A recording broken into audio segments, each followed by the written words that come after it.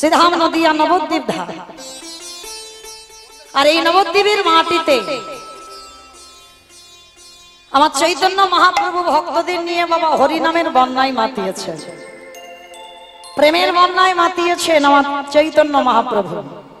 জাতের ভেদাভেদ নয়, হিন্দু মুসলমান এটা জাত বিচারও দেখে না।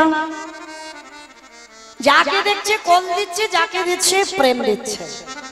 শুধু চরণ ধরে বলছে তোমরা একবার কৃষ্ণ বলো, শুধু চরণ ধরে বলছে তোমরা একবার হরি বলো। আজকের নবদ্বীপের মাটিতে মহাপ্রভু একটা জায়গায় বেছে নিয়েছিল কীর্তন করবার জন্য। জায়গাটা কোথায়? শ্রীবাস অঙ্গন। শ্রীবাস অঙ্গন কেন?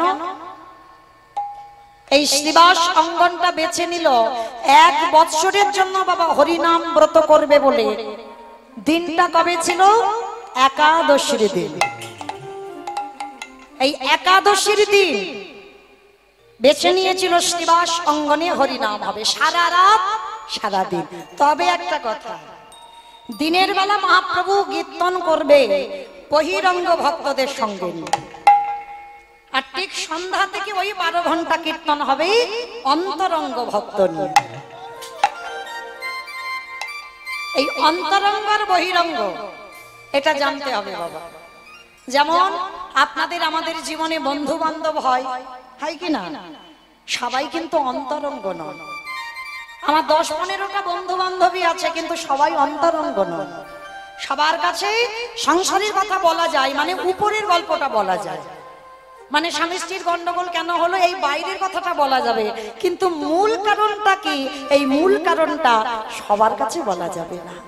সেটা একেবারে অন্তরঙ্গ ভক্ত, মানে হৃদয়, হৃদয় থেকে একেবারে যার কাছ থেকে যে গল্পটা তুমি বলবে সেইটা হবে অন্তরঙ্গ ভক্ত। যেমন কালকের এই হরিবাসের অষ্টকালী লীলা কীর্তন হবে, সকালবেলা থেকে শুরু হবে বাবা রসদ গান। আর রসদ গানে আমার রাধারানীর যে 4 জন সখীর কথা বলবে, শ্যামলা, বিমলা, অবলা, মঙ্গলা, এরা কিন্তু বাবা বহির জগতের কোনো ভক্ত নয় বা বাইরের কোনো এই রাধারানীর গল্প শোনে না। তারা কি শোনে? রাধারানীর একেবারে ভিতরের গল্প। আর এই ভিতরের গল্প সবার কাছে বলা যায় না, একেবারে আত্মার সঙ্গে সম্পর্ক হবে, তবেই তুমি তার কাছে তোমার ভিতরের গল্পটা করতে পারবে। যেমন বাবা একটা ঘিয়ের ডাব্বা দেখেছো?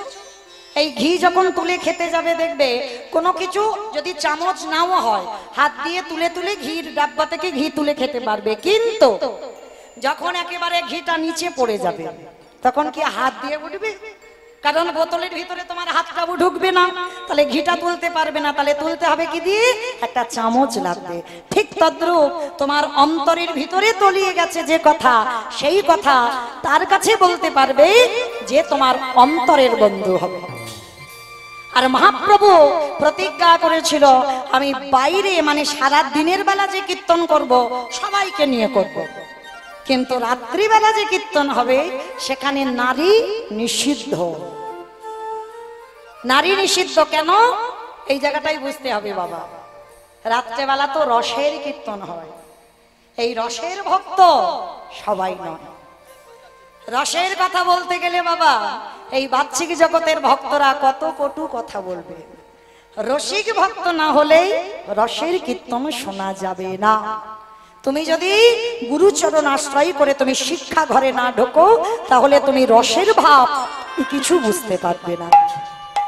আর মহাপ্রভু রাত্রিবেলা শ্রীবাস সঙ্গরে যে কীর্তন করত সেটা হচ্ছে রস কীর্তন। আর দিনের বেলা যে কীর্তন করত সমস্ত ভক্ত, নারী পুরুষ ভেদাভেদ নয়, মানে সব একাকার হয়ে যেত, কিন্তু রাতের বেলা নারী নিষিদ্ধ। এইবার শ্রীবাস অঙ্গনে কীর্তন শুরু করেছেন। কেবা শ্রীবাস অঙ্গনে নাচে সচির দোলা, অঙ্গনে নাচে সচির দোলা,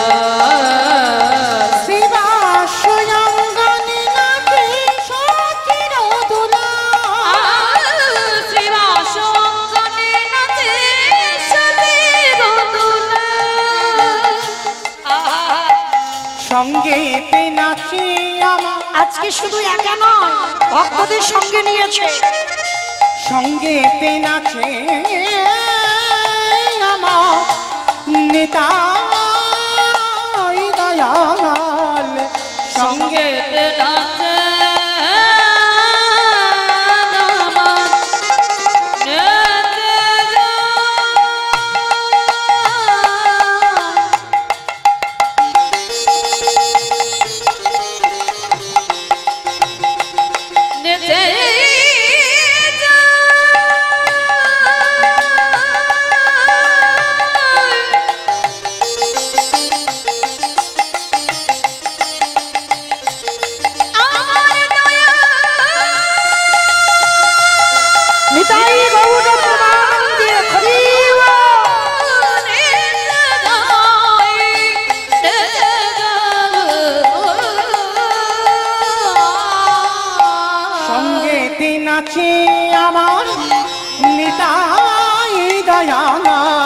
সঙ্গে নাচে নমন নিতাই দয়াল, শিবা স্বয়ং নাচে সখির উলুধ্বনি উলুধ্বনি, শিবা সঙ্গে নাচে সচির দুলাল, আজ শিবা স্বয়ং নাচে সখির দুলাল। আস্তে সারা রাত ধরে কীর্তন হচ্ছে। নবদ্বীপবাসীরা বাবা একেবারে পাগল হয়ে উঠেছে, মানে নিমাইয়ের হরিনাম। কারো সংসার ধর্মে মন মটি নেই, শুধু সারাদিন হরি হরি করে বেড়ায়। আর নিমাই যেখানে সুরধ্বনির তীর ধরে হরিনাম করতে যায়, ভোরবেলা নগর ভ্রমণে বার হয়, নারী পুরুষ সবাই সংসার ত্যাগ করে দিয়ে সবাই বাবা ওই হরিনামে ছুটে যায়। কিন্তু শ্রীবাসকে ডেকে মহাপ্রভু বলেন, শ্রীবাস শ্রীবাস, সন্ধ্যা হয়ে এসেছে, আর দেরি নয়, চলো আজকে সন্ধ্যাবেলায় তোমার গৃহে রসকীর্তন হবে। বাবা রসকীর্তনটা কিরকম? ভগবানকে ভালোবাসতে গেলে 5টা ভাব: শান্ত, দাস্য, সূক্ষ্ম, বাৎসল্য, মধুর। এই 5টা ভাব ছাড়া কিন্তু ভগবানকে ভালোবাসা যায় না বাবা। শুধু ভালোবাসতে গেলে 5টার ভিতরে থাকতে হবে। শান্ত ভাব কাকে বলে? যদি আপনি বলেন জীবাত্মা, ভগবান হলো পরমাত্মা, এই সম্পর্কের নাম হলো শান্ত রস। দাস্য, যদি মনে করেন ভগবান হলো প্রভু আর আপনারা আমরা হলাম সবাই তার শ্রী চরণের দাস, এই সম্পর্কের নাম দাস্য। সূক্ষ্ম, যদি মনে করেন ভগবান হলো প্রভু, বন্ধু, আর আপনারা হলেন তার বন্ধু বা বান্ধবী, এই সম্পর্কের নাম হলো সূক্ষ্ম রস। বাৎসল্য, যদি মনে করেন ভগবান সন্তান। কি গো মায়েরা, শুধু ছোট ছোট গোপাল সেবা করেন, মনে করেন ওটাই আপনার সন্তান। আর যারা বিগ্রহ সেবা করেন, এই জগন্নাথ সেবা করেন, যারা রাধা মাধব সেবা করেন, তাদেরকে কিন্তু কোনোদিন মনে করে না সন্তান। আর ছোট্ট গোপাল সেবা করলে মনে করে ওটা আমার সন্তান। কিন্তু না, যে যেভাবেই ভালোবাসবে, তুমি যদি তাকে সন্তানের মতো দেখো, সেই প্রেমের নাম হলো বাৎসল্য প্রেম। আর মধু, এইটা খুব দুর্লভ বাবা, এইটা সবার জন্য নয়। বেসেছিল আমার রাধারানী, বেসেছিল আমার মীরাবাই, এদের সংসার ছিল, এদের স্বামীও ছিল, শাশুড়ি ননদী সব ছিল। কিন্তু বাবা সব থাকলে কি হবে? আমার ভগবানকেই স্বামীর জায়গায় বসিয়ে রেখেছিল। তুমি যদি মনে করো ভগবান হলো প্রিয়তম, আর আপনারা আমরা হলাম প্রিয়তমা বা প্রিয়তম, এখানে কিন্তু মনে রাখবেন বাবা, কেউ আমরা পুরুষ নয়।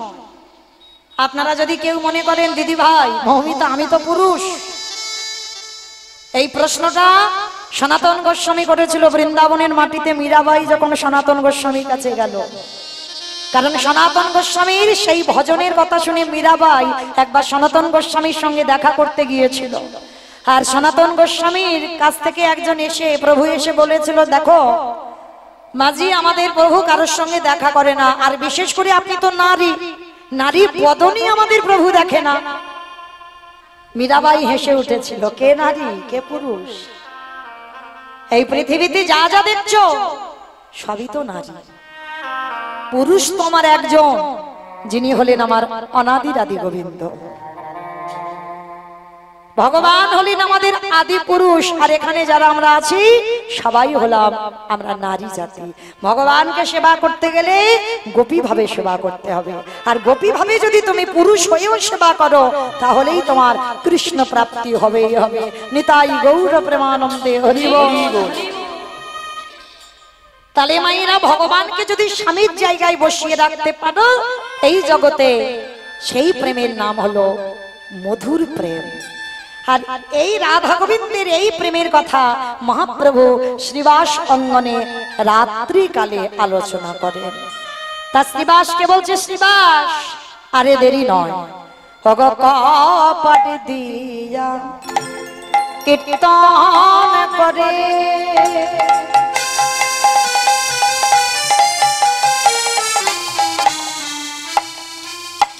প্রভু আমার পরময়া বেশে কপাট দিয়া কীর্তন করি। দরজা বন্ধ করে কীর্তন হচ্ছে, এই লোকালয়ে নয়। আজ দেখে যা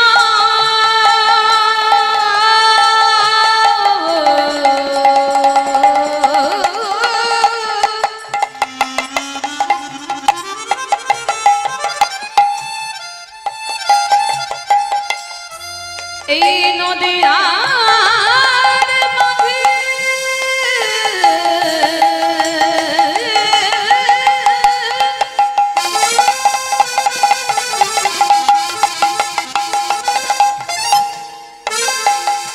আজ ভক্তদের কেমন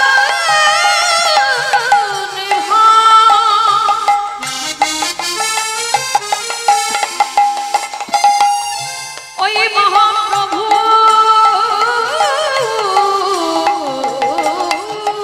সঙ্গে লই কীর্তনের রসে বিভোর হয়ে কপাট দিয়া কীর্তন করে প্রভু আমার পরময়া বেশে পাষণ্ডগণ দেখে সদাই জ্বলে পুড়ে মরে।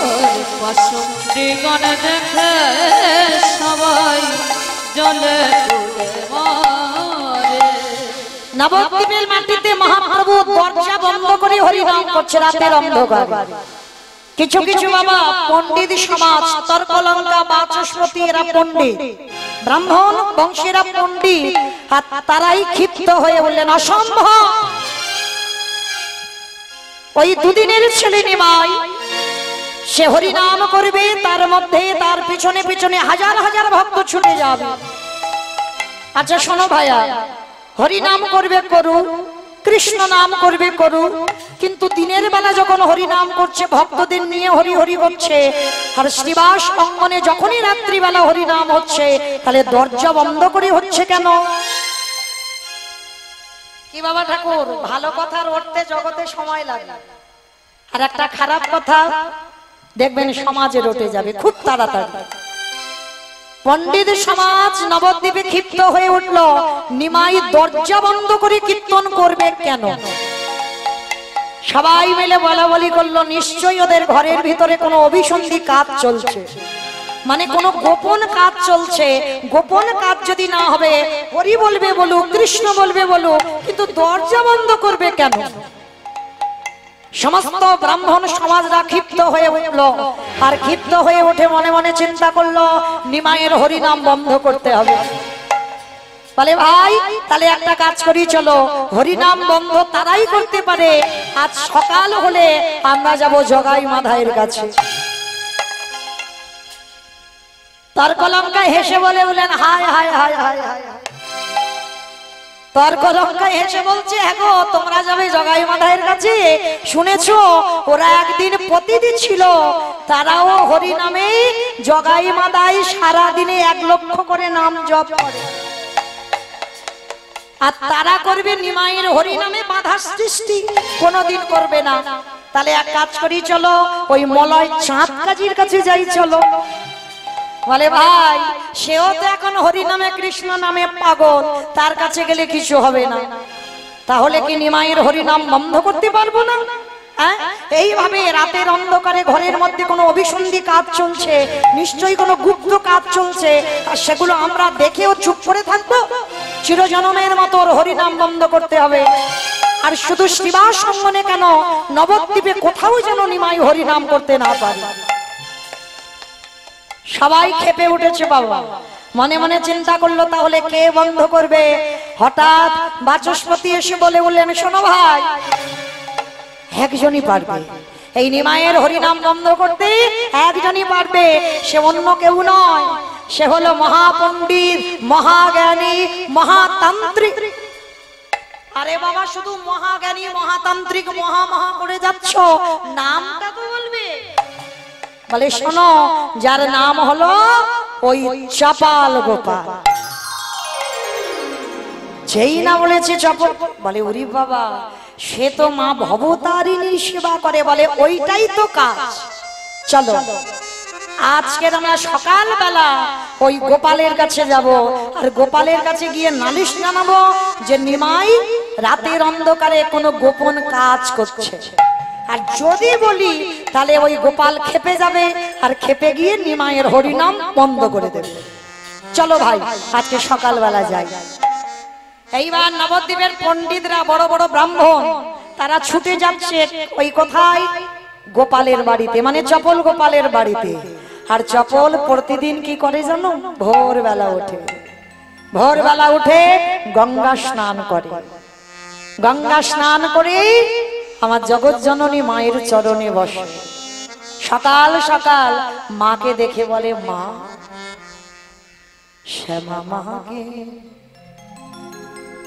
আমার কালো রে, মাকে আমার কালো, শ্যামা মাকে আমার কালো রে, শ্যামা মাকে আমার কালো। লোকে বলে কালী কালো, ওই লোকে বলে কালী কালো, আমার মনে তো বলে না কালো রে, মাকে আমার কালো রে, শ্যামা মাকে আমার জয় মা। শ্যামা কখনো সে তো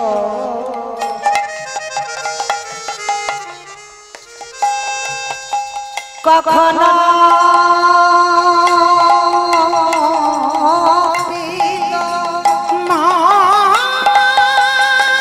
জয় মা,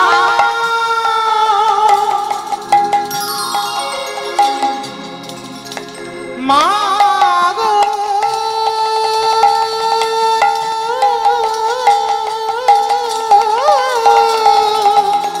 দেখাবে মা,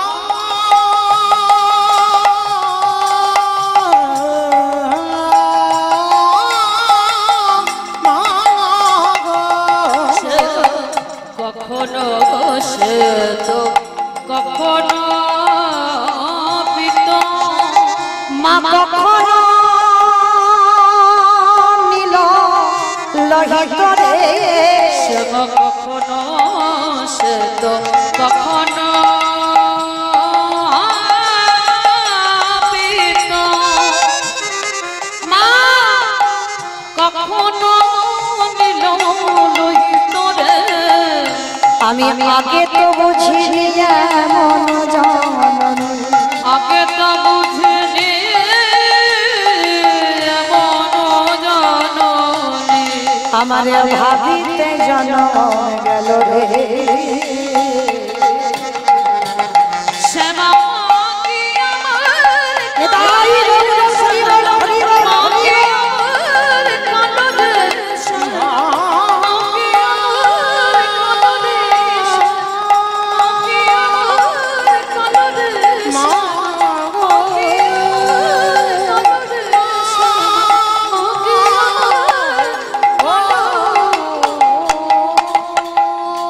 জয় মা জয় মা জয় মা।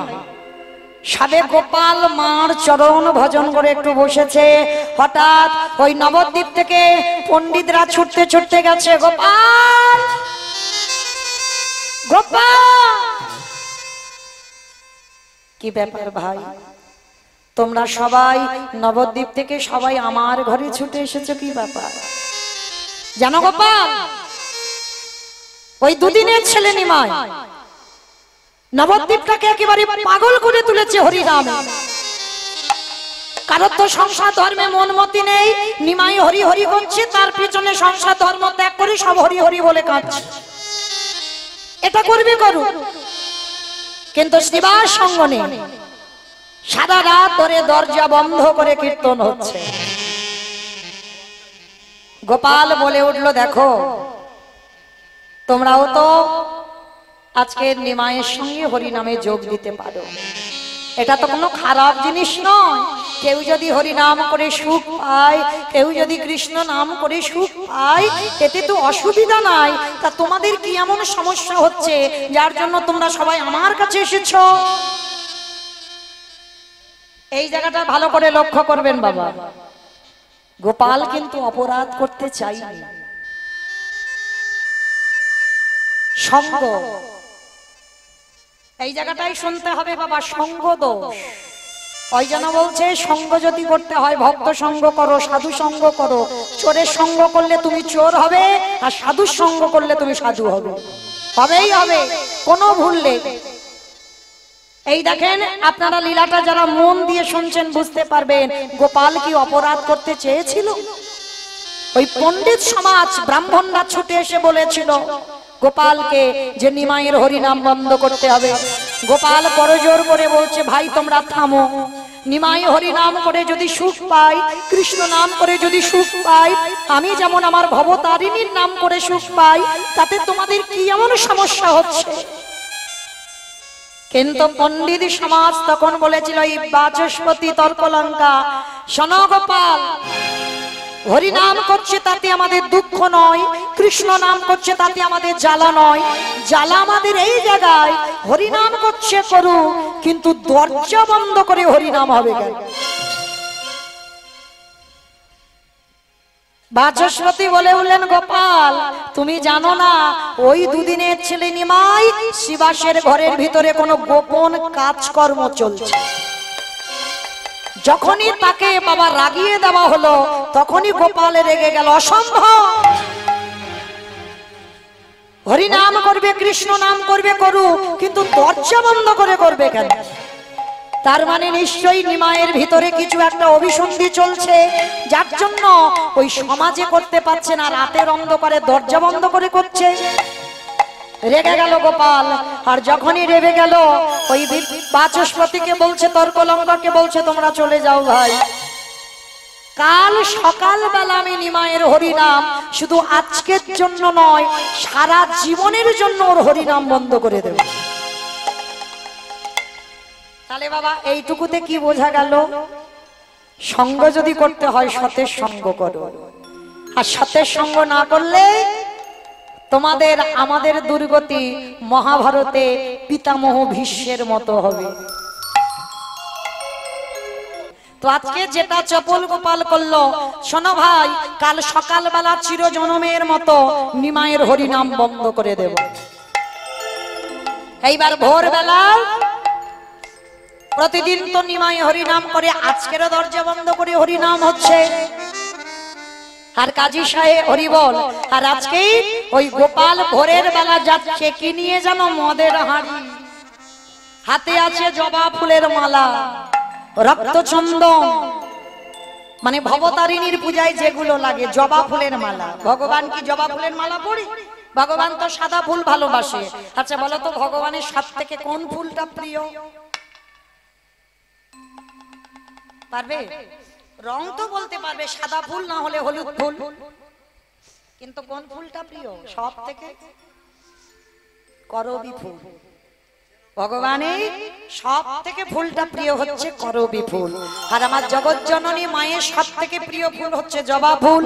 তো আজকে এই যে গোপাল সে তো বাবা মা ভবতারিণীর সেবা পূজা করে, জবার মালা হাতে নিয়েছে, মনে মনে সংকল্প শ্রীবাস্ত বৈষ্ণব, আর বৈষ্ণবের দরজায় আমি মদের হাঁড়ি বেঁধে দেব।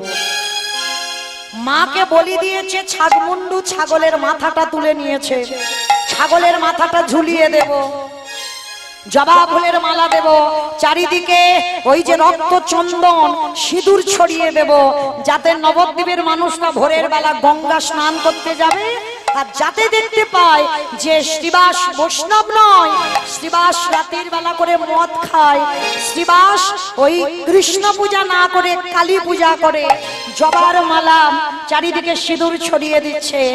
আর ওদিকে আমার নিমাই ওই রাতের অন্ধকারে শ্রীবাসের ঘরে হরিনামে মেতেছে। ভজ রাধা কৃষ্ণ গোপাল কৃষ্ণ, কৃষ্ণ কৃষ্ণ বল মাইরা তুলুন ধরে কৃষ্ণ গোপাল কৃষ্ণ, কৃষ্ণ কৃষ্ণ বলো মুখে মনোরে।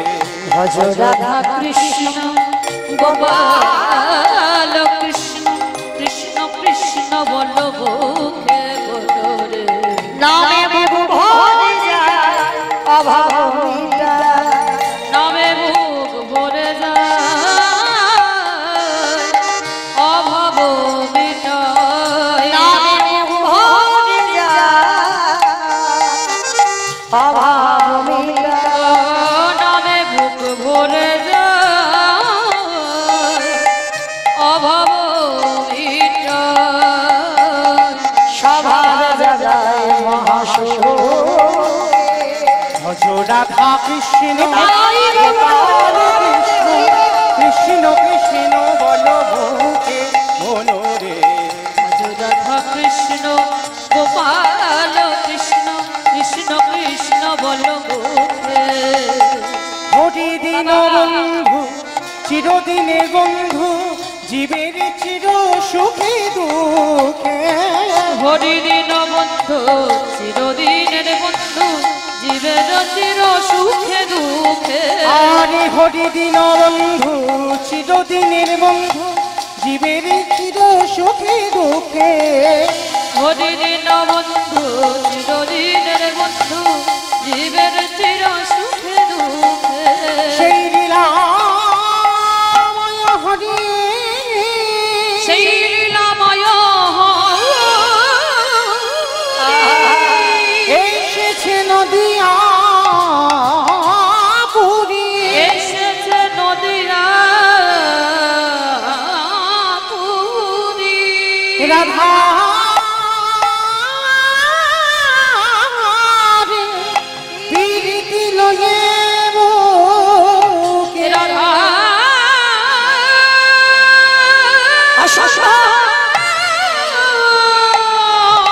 অসম্ভব প্রীতি লয়ে বুকে। রাধা কৃষ্ণ একাত্মা দুই দেহ ধরি, অনন্য বিলাস রস আস্বাদন করি, আস্বাদন করি। এই দুই ভাবে চৈতন্য গোসাই, চৈতন্য গোসাই ভাবে রস আস্বাদিতে দোহে ভাবের সসাদিতে দহে কোঠাই। কি বলল? ভিতরে ভক্তরা হরি নাম করতে করতে বলল, রাধা কৃষ্ণ একাত্মা দুই দেহ ধরি, অনন্য বিলাস রস আস্বাদন করি, এই দুই ভাব এবে চৈতন্য গোসাই, ভাব রস আস্বাদিতে দোহে কোঠায়। মানে রাধা কৃষ্ণ একাত্মা হয়ে কলিযুগে গৌর হয়েছে, আর এই কথাটা শুনে ফেললো ওই চপল গোপাল। অসম্ভব, দুদিনের ছেলে নিমাই, কি প্রয়োজন আছে, কি দরকার আছে ওকে কৃষ্ণ বলার? রাধা কৃষ্ণ একাত্মা হয়ে নাকি গৌর হয়ে এসেছে। দেখাচ্ছি মজা তোমার দ্বারা। শিবাস সঙ্গনের ভিতরে ওই গৌরকে কৃষ্ণ বলা, দাঁড়াও। এইবার বেঁধে দিল ছাগ মুন্ড, বেঁধে দিল দরজার সামনে মধের হাড়ি, চারিদিকে ছড়িয়ে দিল জবা ফুল, চারিদিকে ছড়িয়ে দিল রক্তচন্দন। এইবার দেখো শ্রীবাস, তোমার বাড়ি হরিনাম কি করে বন্ধ করা যায়? সবার চোখে ফাঁকি দেওয়া যায়, একজনের চোখে ফাঁকি দিতে পারে? প্রভু আমার ভিতরে, দরজার ভিতরে হরিনাম করছে ঠিক, বাইরে বাবা সব দেখতে পাচ্ছে। মানে ভগবানের নজরটা বাবা সিসি ক্যামেরার থেকেও বেশি। সব জানালা দরজা বন্ধ, কিন্তু বাইরে কি হচ্ছে আমার ভগবানের চোখে সব দেখতে পাচ্ছে। মনে মনে বলে উঠলেন, গোপাল এত বড় অপরাধ, এত বড় অন্যায়, তুমি এক বৈষ্ণবের দরজায় মদের হাঁড়ি দিয়েছো। বেশ, এর জন্য তো শাস্তি তোমাকে পেতেই হবে গোপাল। প্রভু আমার কাউকে বুঝতে দিল না, মনে মনে করছে যদি নবদ্বীপবাসীরা সকাল হলে দেখতে পেয়ে যায়, তার জন্য ভগবান বলে বলল, শ্রীবাস, শ্রীবাস, সারাদিন আমি আমার মার কাছে যাইনি, এখন আমার ঠিক মন লাগছে না কীর্তনে, আমি ঘরে ফিরতে চাই। প্রভু এখনো রাত আছে, এখনো পরিষ্কার হয়নি, সকাল হয়নি, আর তুমি তো কোনোদিন এই রাত্রিবেলা যাও না। শ্রীবাস, তুমি আমাকে কৈফিয়ত করছো? বলছি না আমার মন বসছে না, আমি বাড়ি যেতে চাই, তুমি দরজা খোলো। ঠিক আছে প্রভু, তুমি যখন বলছো আমি দরজা খুলছি। এইবার দরজাটা যেই না খুলেছে, আর দরজা খোলার সঙ্গে সঙ্গে শ্রীবাস চমকে উঠেছে, চিৎকার করে ডাক দিল, গৌর হরি।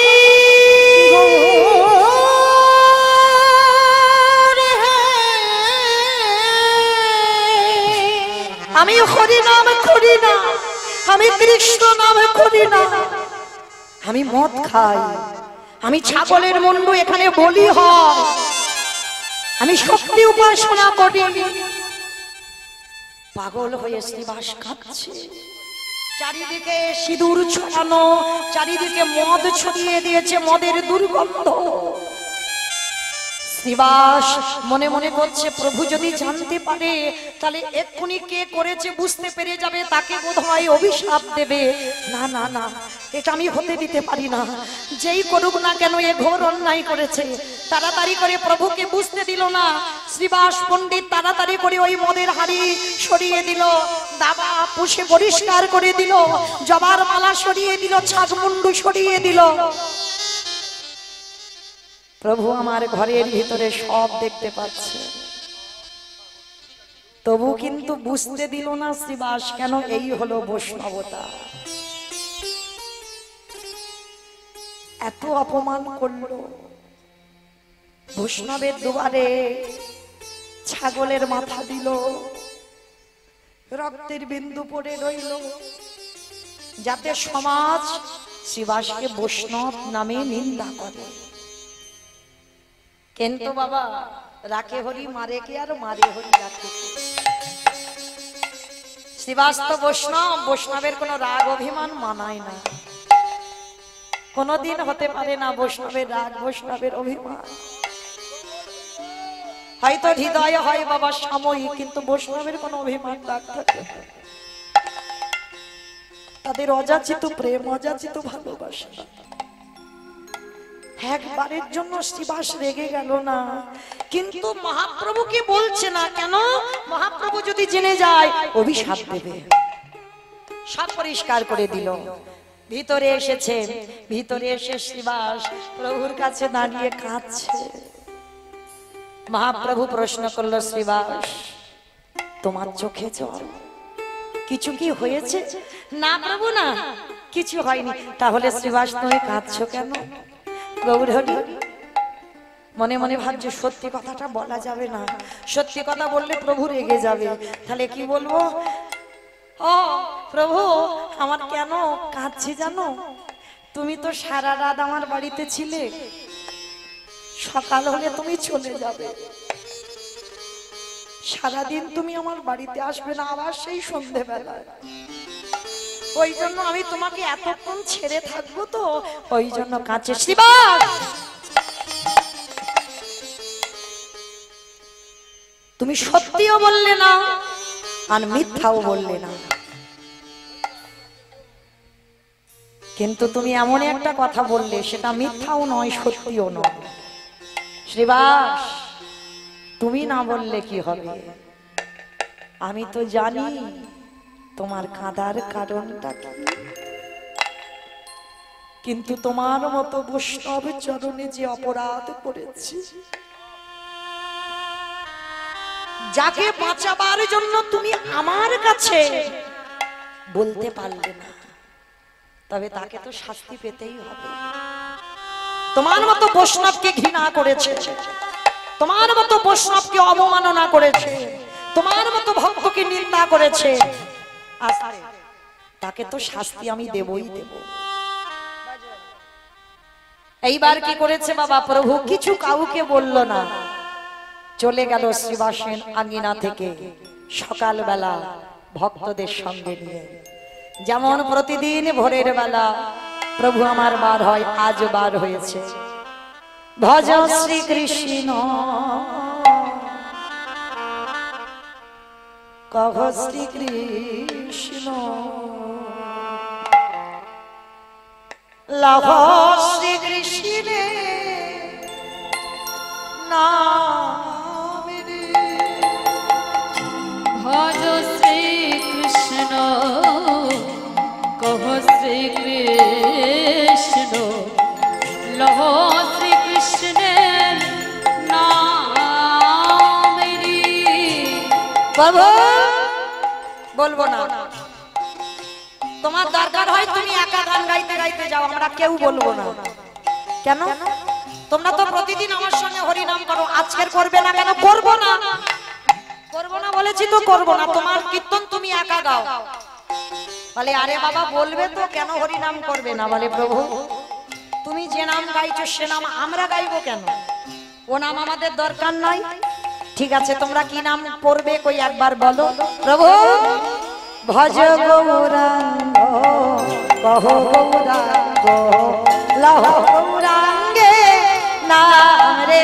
ভাইরা সবাই একবার হাত তোলো। গৌরাঙ্গ কহ গৌরাঙ্গ, লহ গৌরাঙ্গের নাম রে।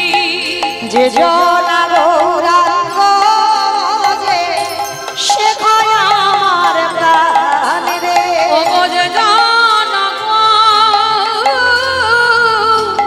রঙ্গ ভজি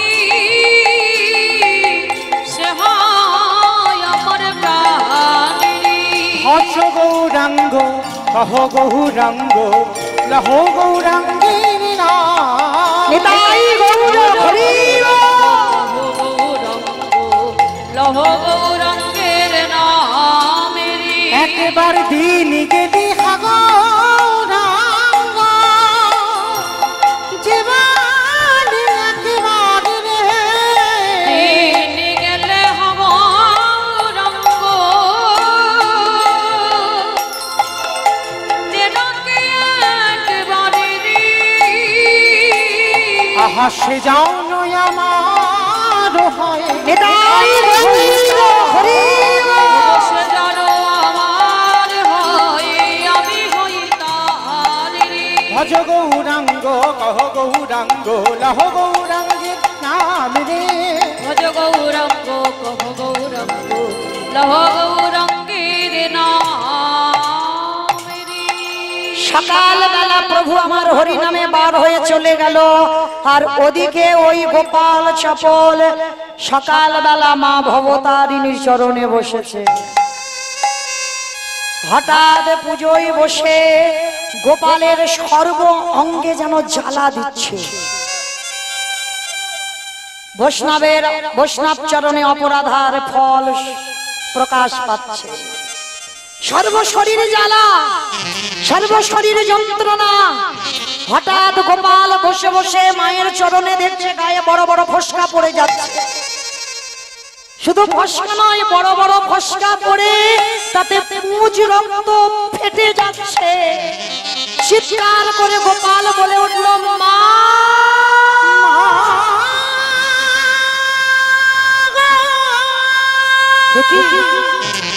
দেখি আমার গায়ে এত জ্বালা, আমার গায়ে এত যন্ত্রণা।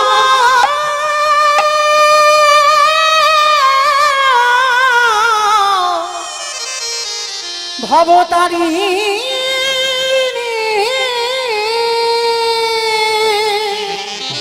এত জ্বালা দেখা দে,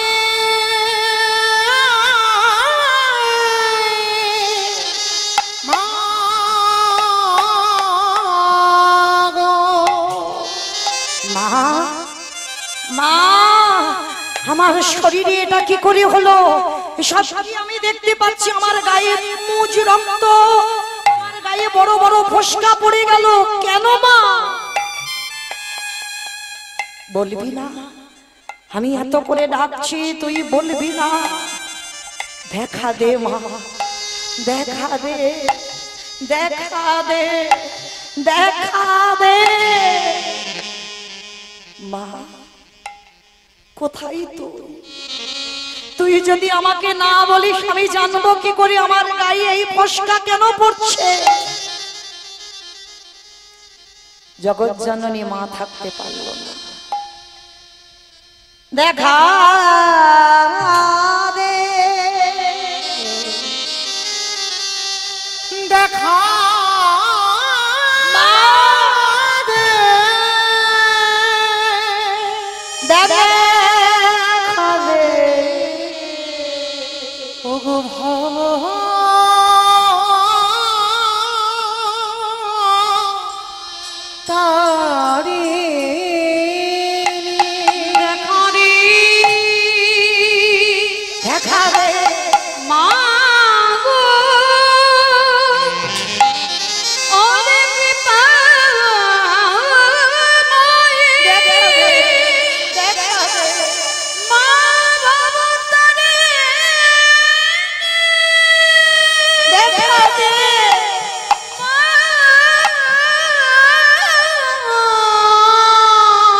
কোথায় তুই? দেখা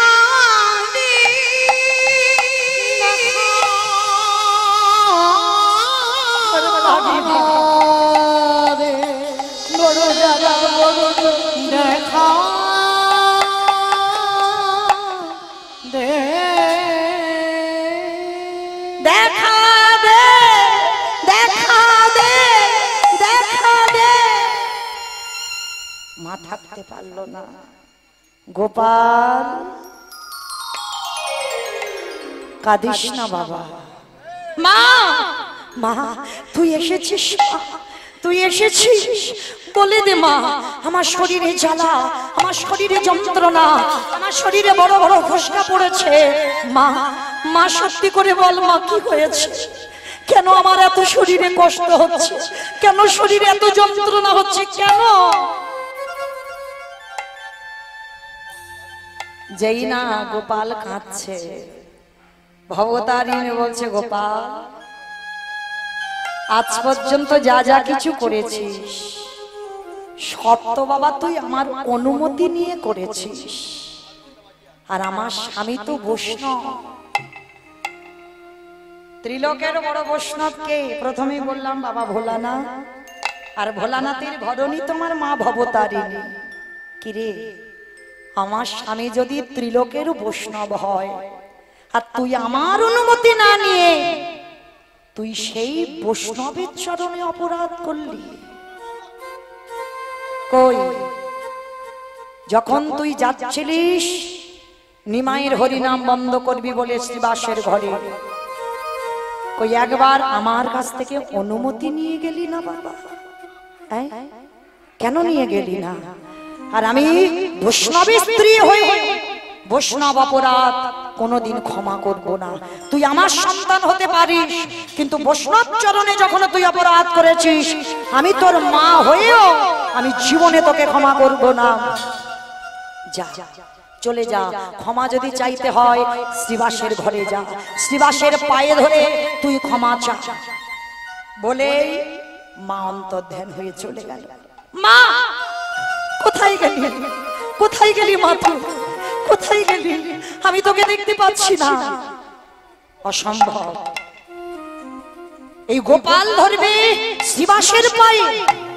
অসম্ভব।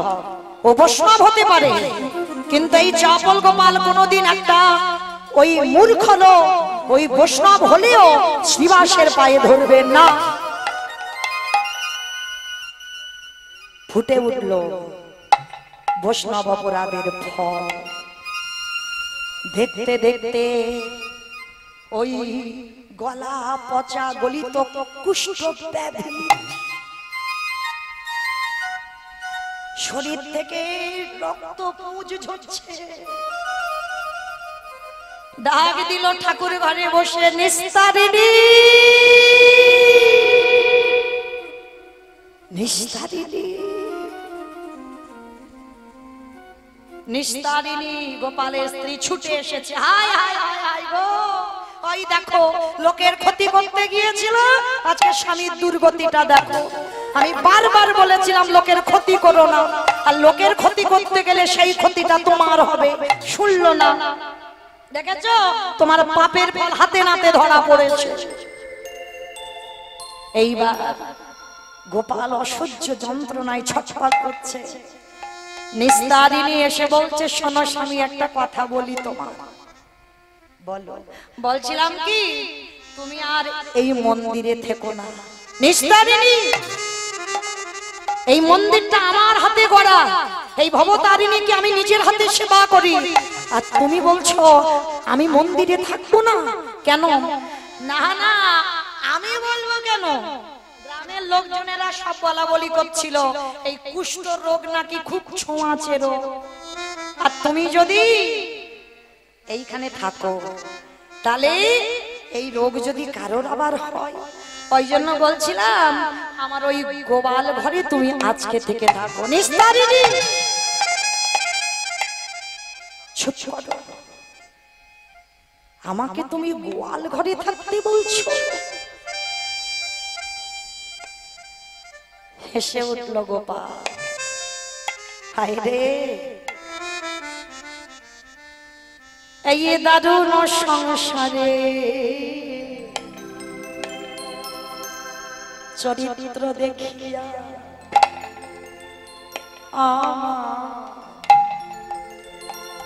পরাণে লাগিছে ভয়। এই দারুণ সংসারে সব চরিত্র দেখিয়া, দেখে না আমাদের দুর্গতি অমনি হবে। আমার পরাণে লাগিছে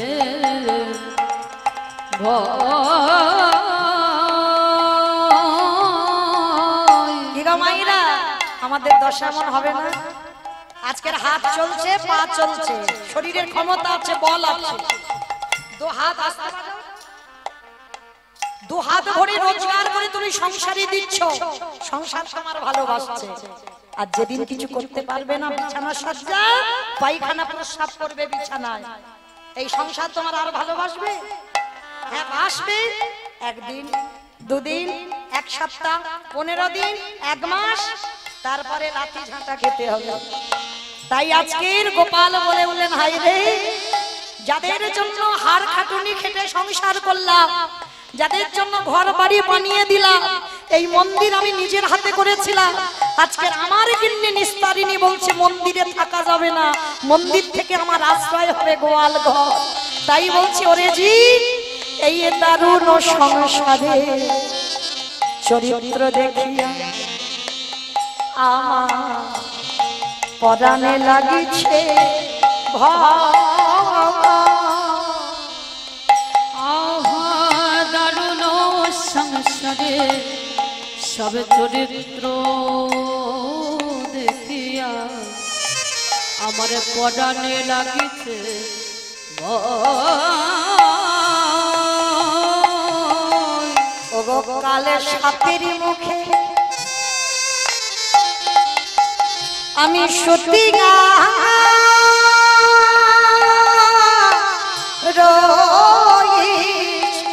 কলিকাল সাপের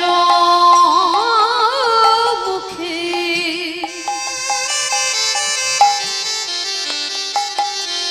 আমি সত্যি রয়েছি। আবার না জানি কখন কি হয় কলিকাল সাপের মুখে সত্যি রয়েছি, না জানি কখন কি হয়, না জানি কখন কি হয়। কেমন জ্বলন্ত আয়াল দেখিয়া পতঙ্গ জ্বলন্ত দেখিয়া পতঙ্গ যেমন ইচ্ছায় পড়িয়া মরে তারা ইচ্ছায় পড়িয়া মরে, যেমন ইচ্ছায় পড়িয়া মরে তারা ইচ্ছায় পড়িয়া মরে। প্রভু আমাদের দশা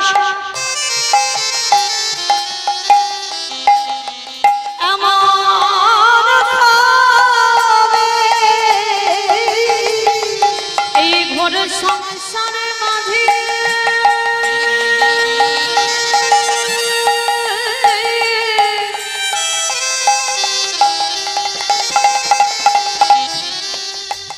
আবদ্ধ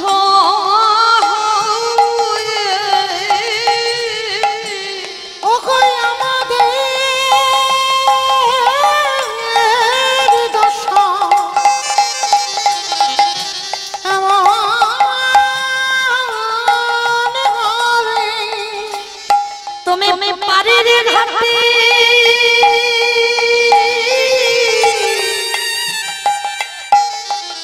প্রভু আমার নিয়ে চলো আমি ঘোর সংসার মাঝে আজ পড়ে আছি। দয়াল আমার বলতে কেহ নাই গো তুমি গৌর কেশরে উঠাওনি। এই জগতে আমার বলতে কেহ নাই গো শুনেছি তুমি পার করে দাও লোনা করি। আমার যা কিছু আছে আমি তোমায় দিলাম করে দাও গৌর হরি। বলি আমার বলতে কিছু রাখি না এই সংসারের মাঝে ডুবে মনে হরি হরি হরি বলে পার করে দাও গৌর হরি। হরি হরি হরি পার করে দাও গৌর হরি। আমি সংসারের মাঝে পড়ে যাচ্ছি। ঘাটের মারা তুমি এমন করে চিৎকার করছো গ্রামের লোকজনেরা সবাই বলবে আমি তোমাকে সেবা করি না, আমি তোমাকে ভজন করি না, তোমাকে যত্ন করি না। হ্যাঁ ওই রকম ষাঁড়ের মতো চেঁচানোর কি আছে? খেতে দেয় না, একটু পিপাসার জন্য জল চাই নিস্তারি দি, একটু জল।